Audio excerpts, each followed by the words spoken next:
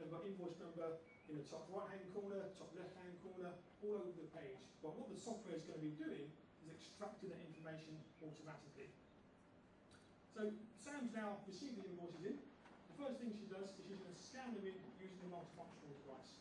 And she's gone up to it, there's a button on there that says invoices. She selected scan, they've now been scanned in and are making their way across now into our document management solution. So if I just come out of the presentation and come in here, I go into my workflow tasks, here are my invoices. They've now been scanned in from Sam. We've asked it to extract the invoice number and the amount. That's been done automatically by utilising the software. So from a customer's point of view, the first thing they do is their accounts person opens up the invoice. So they can view it on screen, they can quickly scroll down, look at the information on there and say, okay, I know that all invoices for Howdens needs to be forwarded to Andy Authorizer. They select OK, that invoice is now gone.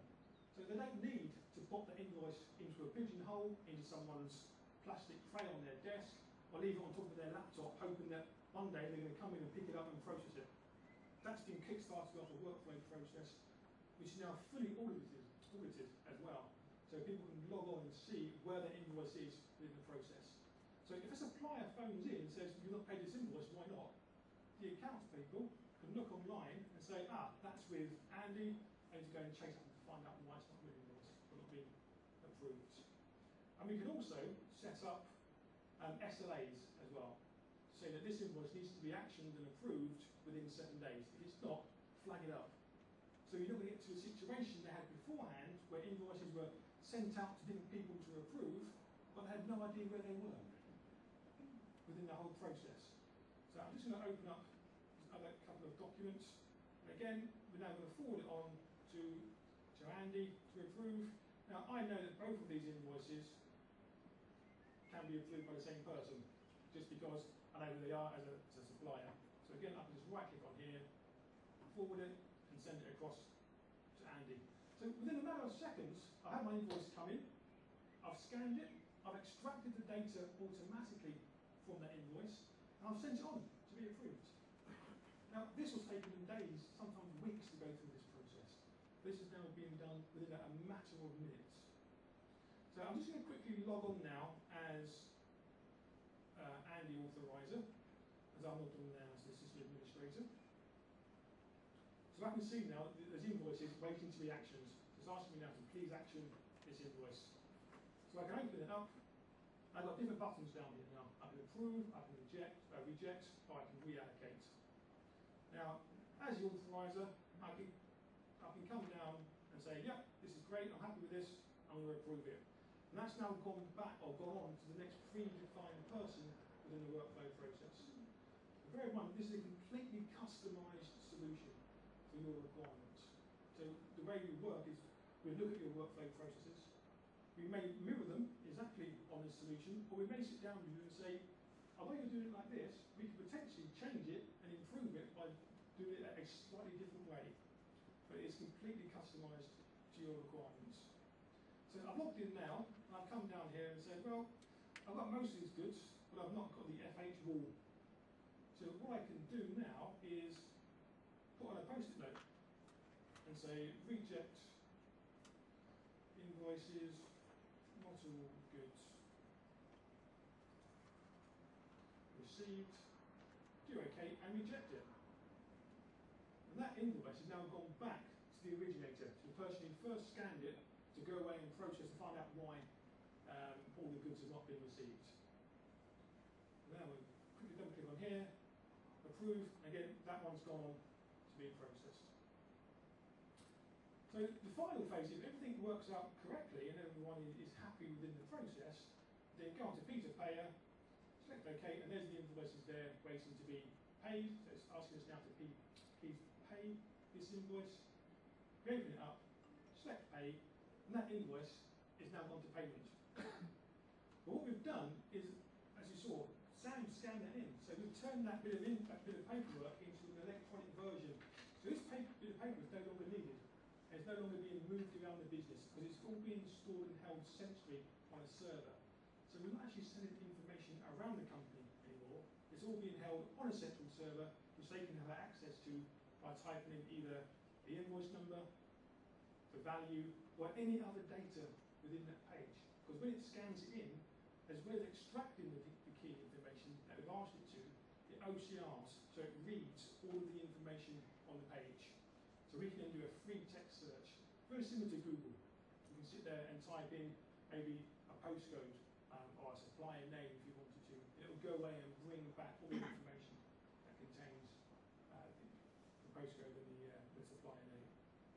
I'm going to quickly go back and change into the administrator, because you remember we rejected an invoice, didn't we? Because we sent it back because it had not all the goods have been received. So if I now open that up, I can select the paper note, and open up the reason why it's been rejected. Any minute now. There we go. Not all goods are received. So I can now go away and find out why these goods haven't been received and chase them up. So by utilising this system, this company in London have completely streamlined the whole process from managing their incoming invoices. I say we saved them over £500,000 on a 5-year deal, which was astronomical. And that's just on this one process. That's just on the invoices coming in. They've asked us, strangely enough, to go back in and look at the other processes within the business. Look at where else we can help utilise our solutions to save them even more money. Now, can you imagine if I came to you and said, I can save your business £500,000, what could you use that money for? There must be numerous areas in the business where you could benefit from a £500,000 investment onto the bottom line. That's what you can gain from these solutions. And later on, I'll be asking you to book appointments for me to come out and see you to show you how we can do that for you. So, what do they gain from that? I've probably already touched on most of these anyway. All the invoices now are being routed around on a predetermined service level agreement, which means they're no longer having documents left on people's desks without them being processed and approved.